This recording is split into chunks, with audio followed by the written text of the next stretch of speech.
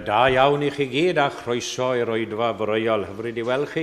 Yn aelodau yn gyfeillion ac ambell I ymwelydd gyda ni. Hyfryd I weld chi. Lovely to see you all this morning at our communion service. Change, of course, we usually have on the first Sunday of the month in the morning, but because of St. David's Day celebrations, we have it now on the third.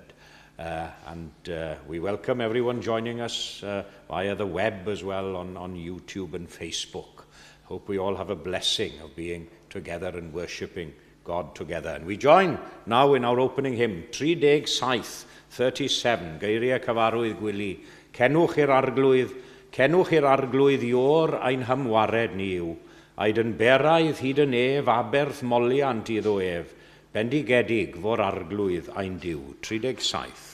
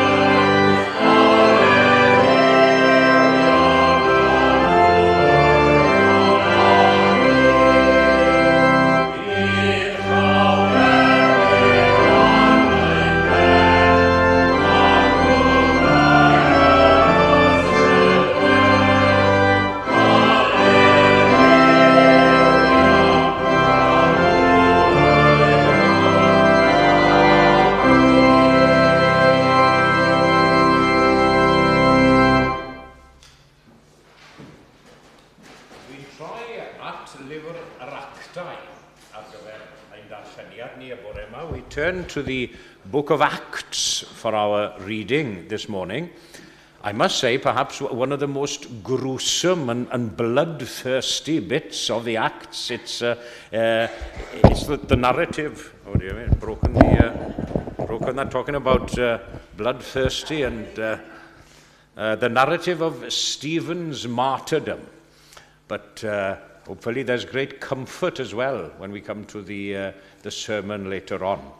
But the narrative of Llanbyddio Stephen's martyrdom. And if you're following in your English Bibles, we're in the 7th chapter of Acts and beginning to read at verse 44. And that's near to the bottom of page 1115 in the English Bibles. Ac os ych chi am ddilyn yn y Gymraeg, i ni ar dudalen 136. 136 yn y Gymraeg. Felly, llyfr Actau'r Apostolion, y seithfed benod, ac yn dechrau darllen o adnod 44. Yr oedd pabell y dystiolaeth gan ein hynafiaid yn yr anialwch, fel y gorchmynodd yr hwn a lefarodd wrth Moses, a'i fod i'w llunio yn ôl patrwm yr oedd wedi ei weld. Ac wedi ei derbyn yn ei tro, daeth ein hynafiaid a hi yma gyda Joshua, wrth iddynt o resgyn y cenhedloedd a roedd Duw allan o'i blaenau. Ac felly y bu hyd ddyddiau Dafydd. Cafodd ei ffafr ger bron Duw a deisyfodd am gael tabernacl i dŷ Jacob. Eith'r Solomon oedd yr un adeiladoedd dŷ iddo. Ond nid yw'r goruchaf yn trigo mewn tai o waith llaw, fel y mae'r proffwyd yn dweud, y nefoedd yw fy ngorsedd, a'r ddeiar yw troedfainc fy nrhaid. Pa fath dŷ adeiladwch i mi, medda'r arglwydd. Ble fydd fy ngorffwysfa? Ond nid fy llaw i a wnaeth y pethau hyn oll. Chwi rai gwar galed, a di enwaededig o galon a chlist. Yr ydych chwi yn wastad yn gwrthwynebu'r ysbryd glân, fel eich hynafiaid, felly chwythau. Prin o'r proffwydi na fi'ch hynafiaid yn ei erlyd, ia, lladdasant yr rhai a ragfynegodd ddyfodiad yr un cyfiawn. A chwythau yn awr bradwyr a llofruddion fioch iddo ef, chwi a rhai a dderbyniodd y gyfraith yn ôl cyfarwyddid angylion, ac eto ni chadwasoch mohoni. Wrth glywed y pethau hyn, eithant yn ffyrnig yn eu calonnau, hynny yw y bobl oedd yn gwrando ar Steffan, ac yn ysgyrnygu ei danedd arno, yn llawn o'r ysbryd glân, syllodd Steffan tua'r nef a gwelodd o goniant Duw ac Iesu'n sefyll ar ddeheulaw Duw. A dywedodd, edrychwch, rwy'n gweld y nefoedd yn agored, a mab y dyn yn sefyll ar ddeheulaw Duw. Rhoesant hwythau waidd uchel a chai ei clistiau a rithro'n unfryd arno, a'i fwrw allan o'r ddinas a mynd ati i'w lybyddio. Dododd y tystion ei dillad wrth draed dyn ifanc o'r enw Saul. Ac wrth iddynt ei lybyddio, a roedd Steffan yn galw arglwydd Iesu, derbyn fy ysbryd. Yna penliniodd a gweiddodd a llais uchel, arglwydd, paid y dal y pechod hwn yn ei herbyn. Ac wedi dweud hynny, fe hunodd. Ychwanegau Duw i fendith at y darllen a'r gwrando a'r deall hefyd o'i air. Ac fe unwn ni nawr i ganu'r ail emyn, sef rhif 300, number 300. Mae cariad Crist uwch law pob dawn, pwy wyr ei lawn derfynau, ni chenfydd lygad cerwb craff na seraff a'i fesurau. Mae'n emyn hyfryd yn dyw Robert ap Gwilym ddi. Mae'r hyd a'r lled a'r dyfnder maith mewn perffaith gydweithrediad yw gweld yn amlwg ar y bryn, a'r gwaed yn llyn o gariad. Hyfryd iawn, 300.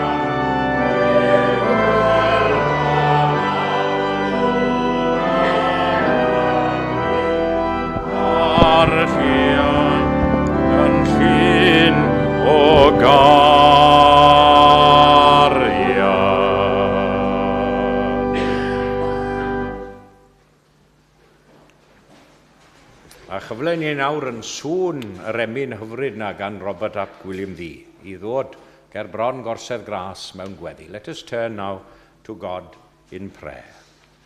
Mae cariad Crist uwch law pob dawn, pwy wyr a'i lawn derfynau. Dyna'r geiriau.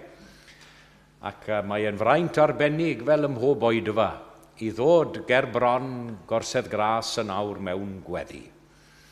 Ac I ni'n diolch I ti am y rai hynny ath wasanaethodd di yn ffyddlon ar hyd y canrifoedd. Ym mhob oes a chyfnod, ac y dystiolaethodd i'w ffydd mewn ffordd arbennig iawn. Diolchwn o arglwydd am esiampl y disgyblion gynt, am gydernid eu tystiolaeth hwythau, ac yn cychwyn ar y gwaith mawr ma o ledaenu cariad Crist i'r byd. We read of Stephen's martyrdom from the book of Acts at the beginning of this service.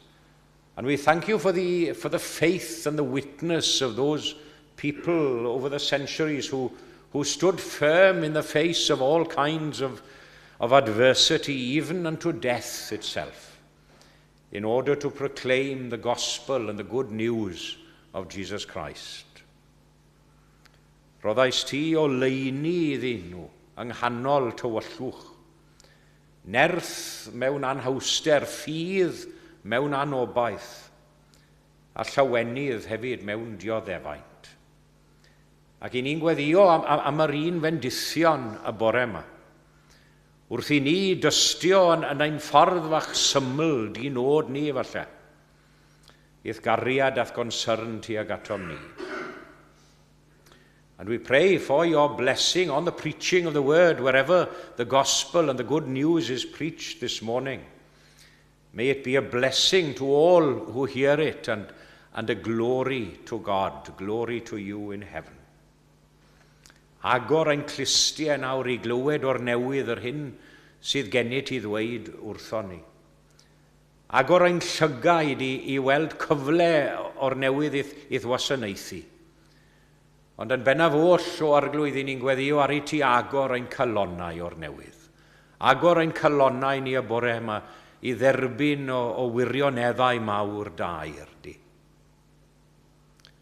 And as we come now before you in prayer, in the name of Christ, and we set aside a little time and space in our ever busy lives.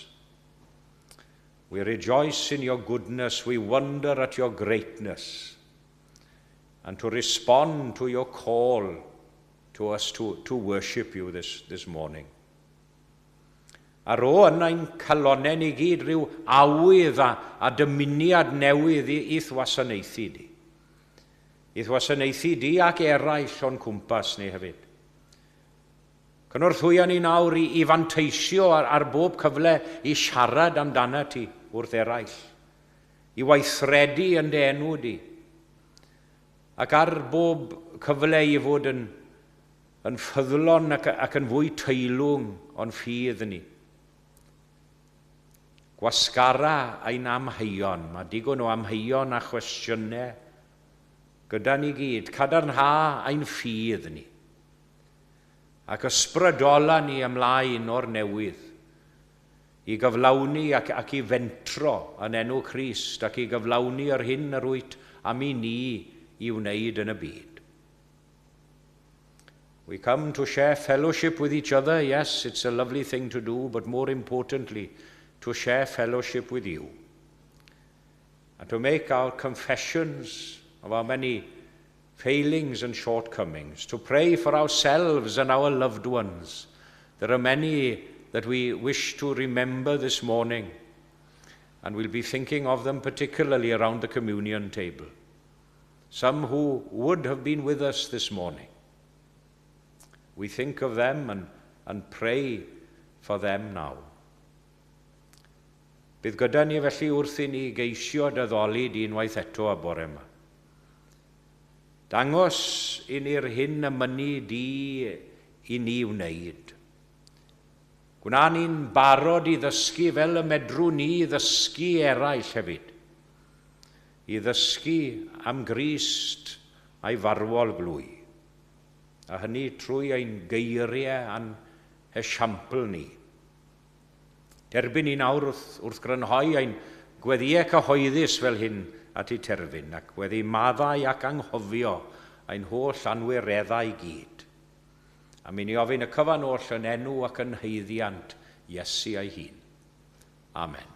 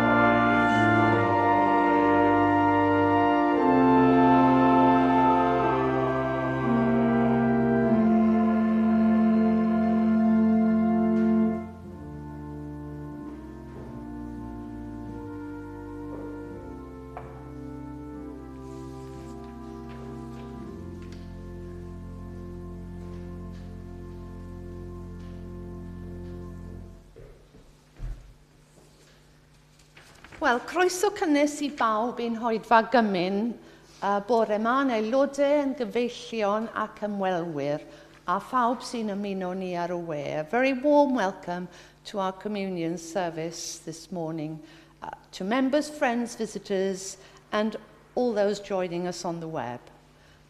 Croeso arbennig yn ôl i'r Dr David Foster. Mae'n nôl gyda ni heddiw, ond bellach yn byw ac yn gweithio ar Ynys Manaw yn Castleton. A ni'n falch iawn I weld a byddwn ni'n cael cyfle I gael sgwrs lawr llawr wedyn. Mae'n siarad sawl iaith, ond dwi ddim di ymarfer y Gymraeg yn ddiweddar, felly bydd cyfle lawr ar ôl yr oedfa.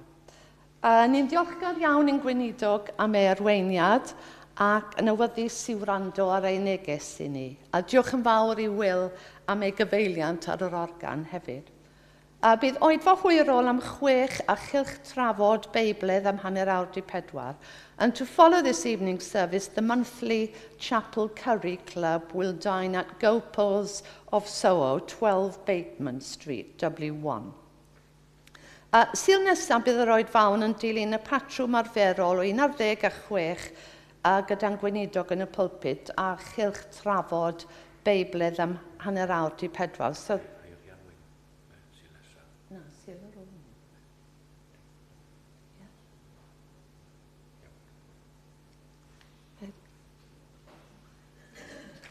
Right, newn ni mlaen. Mewn pythefnos ar Sul y Blodau. Mewn pythefnos ar Sul y Blodau. Sul nesaf, Sul y Blodau. Dwi wedi gwneud camgymeriad mawr fan hyn. Sil nesaf, Sil y Blodau, yn gwneud o gwadd fydd y parchedig Eirian Wyn Treforys. A fe fydd yn gwasanaethu yn oedfa'r bore ac yr oedfa hwyrol. Cynhelir oedfa fer anffurfiol ganol wythnos ar ddydd Mercher am hanner dydd yn y neuadd gyda the a chyfle am sgwrs i ddilyn. And to follow the midweek service this Wednesday, there'll be an organ recital at 1:05 with James Goff, the assistant organist of Southwark Cathedral, performing. Dyddiadur, a date for the diary. Ar ddydd Iau Cablyd, sef Mawrth yr 8 ar hugain, cynhelir cymun a swper undebol yma am 7 o'r gloch. On Maundy Thursday, March the 28th at 7, there's an United Communion and supper with Bloomsbury Central Baptist Church and Crown Court Church of Scotland here. And tro ni yw hi wahodd ein cymdogion yn yr ardal.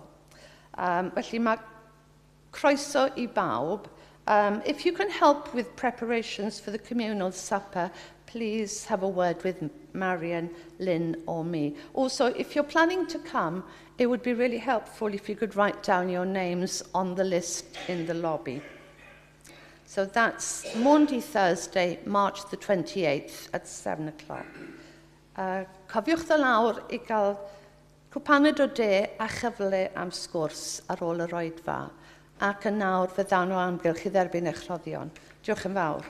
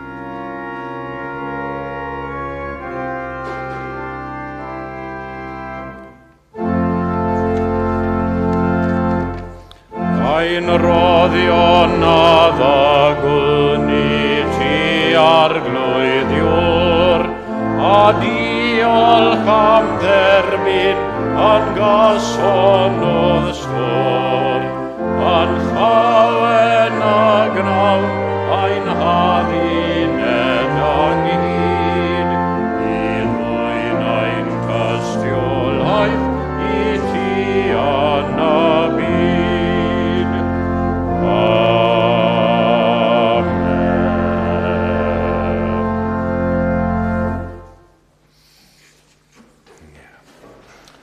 Os allai, dim ond I danlinellu beth soniodd am nos Iau Cablyd. Hopefully we'll have a good representation on Monday, Thursday. And to remind as well, a little extra announcement, perhaps we'll announce next week as well, about the Good Friday annual communion, United Communion service in Dewin as well, at 11 o'clock on Good Friday.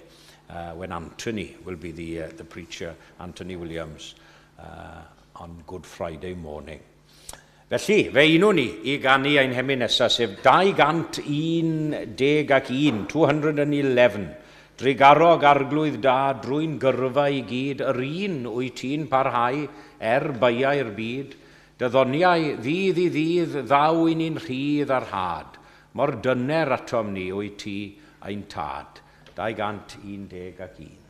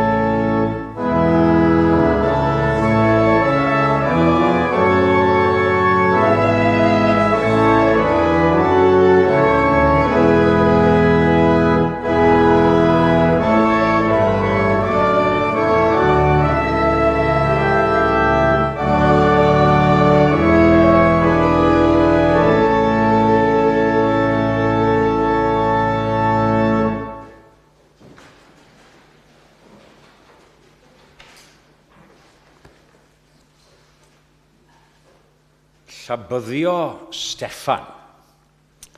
The stoning of Stephen. Wel, sonies un o ddigwyddiadau mwyaf erchyll am o'n i a chreulon yn yr Eglwys fore. Ac eto I gyd mae'n ddigwyddiad sydd yn llawn arwyddocad a bendith I ni hefyd, dwi'n credu. We first hear of Stephen as a distributor of the poor fund of the church, giving out alms money to the needy widows. The job of a deacon, that was the job of the deacon, although that position hadn't been formalized officially within the church at that time. Ond mae'n amlwg I fod yn dda iawn yn ei waith yn gydwybodol, fel ni'n dweud. Mae'n cyflawni I ddylid swyddau gyda gran ac I ryddas. Achos ymhen dim o amser mae Steffan y deacon wedi troi'n Steffan y pregethwr. Stephen the deacon soon becomes Stephen the preacher. And this isn't all, of course, because we see him ultimately becoming a martyr. And some would consider that the highest honor, to die for your faith. The deacon, the preacher, the martyr. Those are the three stages, as it were, in Stephen's life. Ac fel Steffan y Merthyr, dwi am canolbwyntio ac ystyried I berson a'i gymeriad am ychydig y bore yma, ac yn benodol I edrych ar y cysur a brofodd, a hynny yn wyneb cael I lebyddio o bopeth, am ei ffydd yn yr arglwydd Iesu, even in the face of being stoned to death, dear me. Stephen received and experienced great comfort from his faith and his belief in Jesus Christ. And it's with this element of comfort that I'd like to concentrate for a short while this morning, and before we come to the communion table, and to consider firstly the source of his comfort, tarddiad I gysur. What was the source of his comfort? Well, whether or not Stephen actually saw physically Jesus standing at the right hand of God or no, I don't believe that's the main issue here. It's possible, of course, that what's meant here, that his faith became so exceptionally strong that he had the most clear and vivid sense of Christ's presence. Yeah? Something which people, of course, have experienced throughout the ages. Mor glir a mor real yn ei feddwl Fel I fod yn dychmygu gweld person yr Iesu yn sefyll ar ddeheulaw y tad. Now, if this was a vision of faith, which perhaps it was, there's no reason why we can't not experience the same vision that Stephen had. There's no reason why our faith shouldn't not see what Stephen saw. Oedd modryb da fi ym Menclawdd Anticasu May, Catherine Mary, oedd ei henw ddi, a dwi'n credu mod I wedi sôn am hyn yn yr ddydd Mercher o blaen. A'i phrofiad hithau yn yr ysbyty wedi cael llawdriniaeth fawr un tro, a dod mas o'r anesthetic, ac oedd hi'n sicr bod yna rhyw bresenoldeb, rhyw berson wrth I hochor hi. A wedodd hi, falle, wy'n gwybod taw effaith ar anesthetic, ond oedd hi'n sicr bod yna rhyw berson wrth I hochor hi, a oedd hwnna wedi cadw hi I ffydd I fynd am flynyddoedd. And think of the blind hymnist Fanny Crosby, who could write with such conviction, visions of rapture burst on my sight. Angels descending bring from above echoes of mercy, whispers of love. She certainly saw it, didn't she? She certainly saw it through the eye of faith, this vision. Ond I chafbwynt ei weledigaeth wedyn ni ar peth cliriaf a mwyaf disglair i gyd oedd hyn, bod Steffan yn gweld Iesu ar ddeheulaw y tad. Na'r prif peth. The fact that he saw a glorified Jesus, that's the thing. The exalted Jesus, that was the most important thing to Stephen. And I'd say the most important source of his comfort. And because he was looking at an exalted Saviour, he was looking at Jesus standing at the right hand of God, interceding for him. And not only interceding, but preparing a place for him. We'll be looking at that this evening. In John, I go to prepare a place for you. And not only interceding and preparing a place, but receiving him into his presence. Esgyn a wnaeth I entrych nef, chi'n cofio geiriau'r per ganiedydd. Esgyn a wnaeth I entrych nef I eiriol dros y gwan. Fe signa fe naid, wy'n hoffi'r ddelwedd na, fe signa fe naid I nain lan i'w fynwes yn y man. And after considering the source of his comfort, let's look for a little while at the strength of his comfort, because it was a very strong comfort. Cadernid ei gysur. And although Stephen, he was surrounded by bitter enemies, people who hated him, about to stone him to death. Do you know, he comes across, if you remember the reading and you followed the reading, he comes across as being exceptionally calm, cool, and collected, as we say. There's a sense of strength and assurance in what he says and in his whole demeanour. A beth oedd cyfrinach a cadernid yma? Beth oedd yn ei nerthu fe mlaen yn wyneb yr holl beth yma? A sefyllfa argyfyngus yma. And what could it have been but the strength of the Holy Spirit?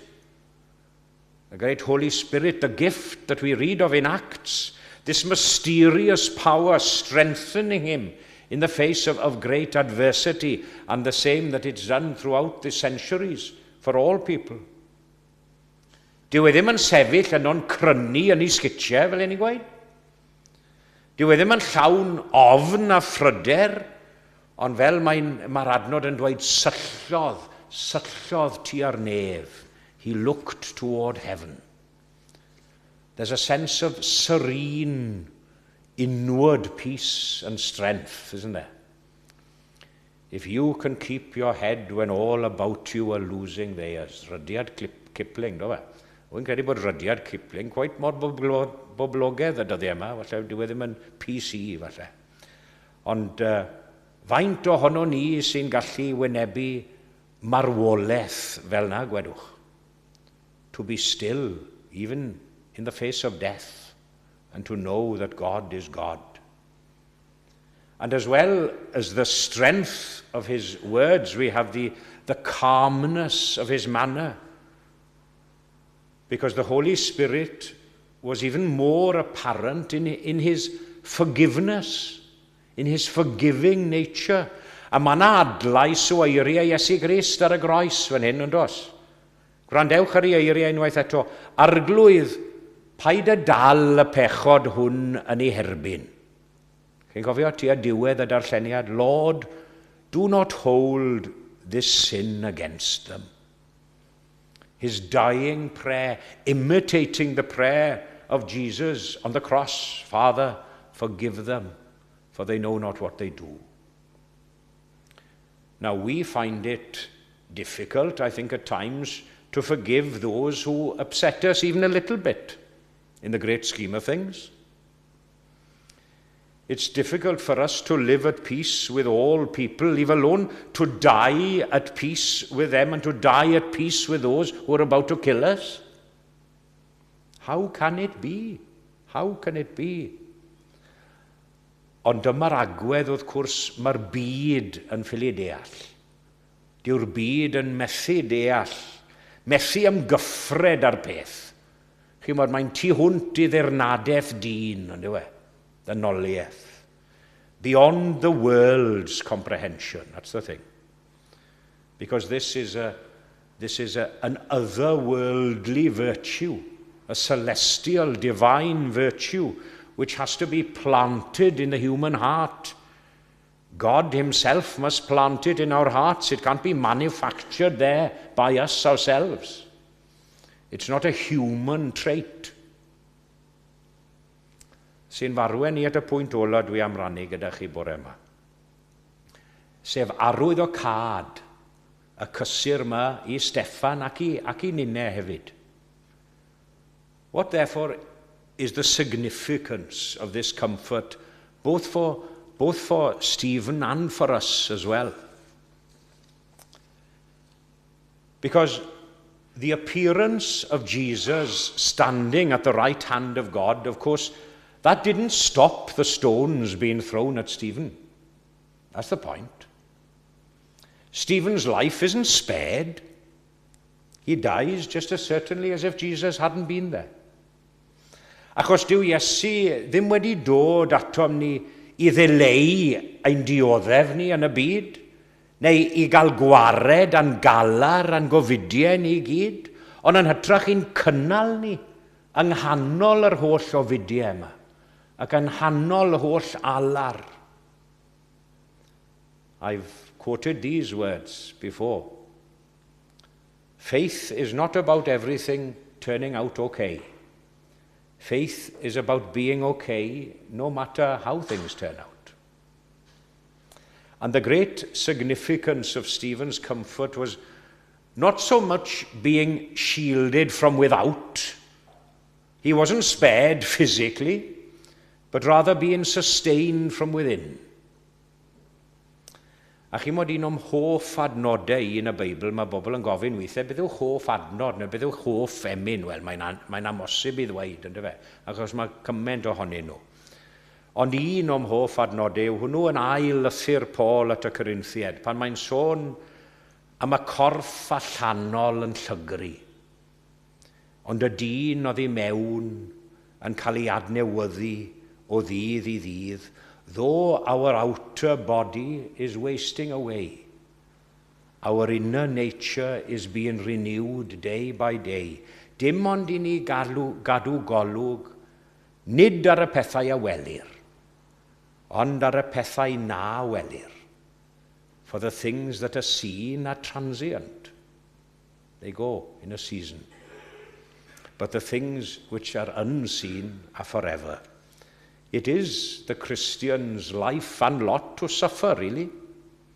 Yet at the same time to conquer, to die and yet to live, to be buried and to rise again, as we'll be celebrating in a few weeks' time. And how gloriously is Stephen's triumph summed up in those last little simple, gentle words. He fell asleep. Fe hunodd. A dyma fywyd a marwolaeth y Cristion wedi clymu at ei gilydd mewn gwirionedd. Diogel ymreichiau'r Iesu. Chi'n cofio'r un emyn a cyfeithiad elfed o safe in the arms of Jesus. Ond ni'n canu lot ar yr emyn yna yn y gymanfa ganu Islawer dydd gytre. Diogel ymreichiau'r Iesu ar bwys I fynwes fad. Caiff fenaid yno gysgod a hyfryd esmwythad. Yma ar hyd yr hirnos disgwyl yn dawel wnaf. Disgwyl nes gwawrio arnaf ddydd o dragwyddol haf. And that same Jesus this morning offers his open arms as an invitation to each and every one of us as we approach the communion table once more. A hynny gogoniant I'w enw. Amen.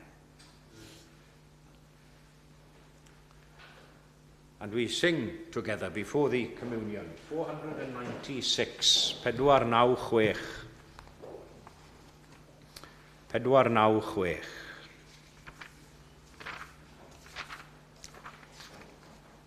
I Galfaria, tro fy wyneb, ar Galfaria gwyn fy myd y mae gras ac anfarwoldeb yn diferu drosto I gyd. Pen Calfaria, yno fe wnaed gwnaed y nyth, 496.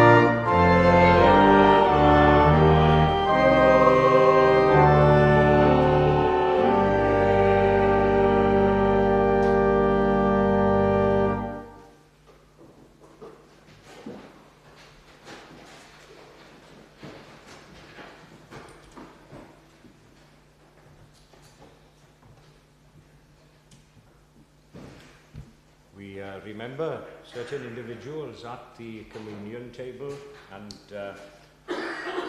Russ Jones has been in hospital lately. Many of you, perhaps the older generation of London Welsh, will be very familiar with Russ and Lynn. Russ is hoping to come home this week, but we think of Russ and Lynn and the family.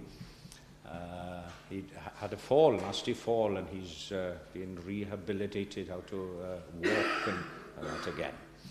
And of course, many of you know that Marion Mervyn Jones lost a sister-in-law recently, and that funeral was on Friday. So we think of Marion and the family. And also, without mentioning particular names, there are a number of people of our members here who are faithful members who are undergoing ongoing treatments and facing challenging times as well at present. So we think of them all in our prayers, and particularly now at the communion table. And we say together the church covenant. And as I often mention, every word, every line is important, and as important as the others. But we remember especially, I think, and feel at the communion table, I gario beichiau ein gilydd, to carry each other's burdens. Felly fe cyfamodwn ni gyda'n gilydd. Gnawn yma gyfamod a'n gilydd, trwy gymorth Duw, I rodio yn ei ffyrdd, i arddel Iesu Grist yn arglwydd ac yn waredwr, i geisio arweiniad yr ysbryd glân, i ddarllen yr ysgrythurau, i fod yn ffyddlon o fewn ein gallu i'r addoliad cyhoeddus, i gario beichiau ein gilydd, i wneud ein gorau i rannu'r efengil, ac i adlewyrchu cariad Crist yn y byd. Fe ddarllenwn ni yn ôl ein harfer, we read from Paul's first letter to the Corinthians, where we find his account of the Last Supper. Canis mae fi a dderbyniais gan yr arglwydd yr hyn hefyd a draddodais i chwi, bod i'r arglwydd Iesu yn nos y brydychwyd ef gymryd bara. Ac wedi iddo ddiolch efe ei torodd ac yddywedodd, cymerwch, bwytewch, hwn yw fy nghorff yr hwn y dorir trosoch. Gnewch hyn coffa amdanaf. Yn yr un modd efe gymerodd y cwpan wedi swperi gan ddywedid.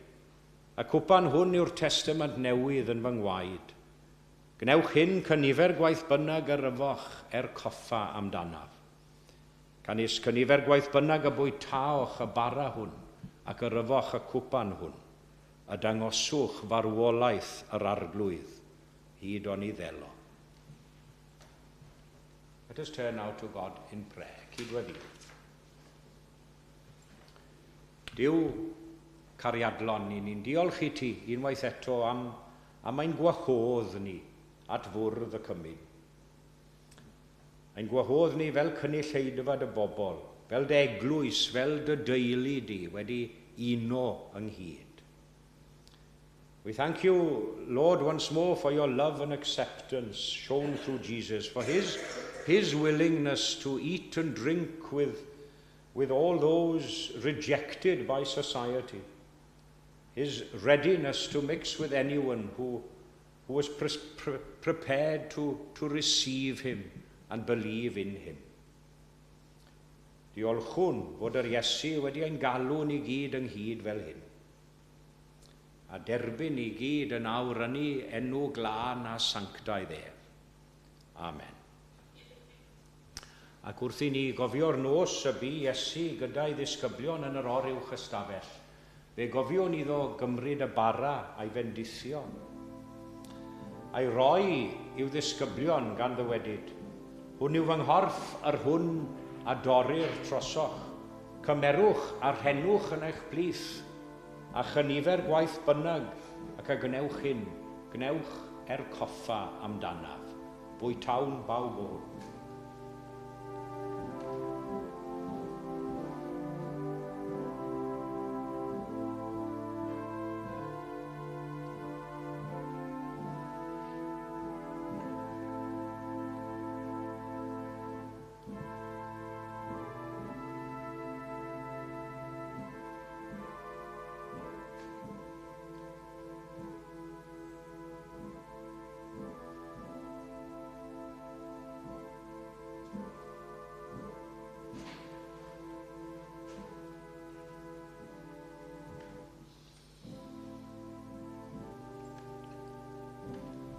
Cofiwn hefyd iddo gymryd y cwpan wedi swperi, ac estyn i'w ddisgyblion gan ddywedid.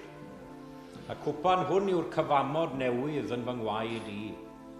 Cymerwch a rhenwch yn eich plith, a chynifer gwaith bynnag ac a gnewch hyn, gnewch coffa amdanaf, a fwn bawb o hwn.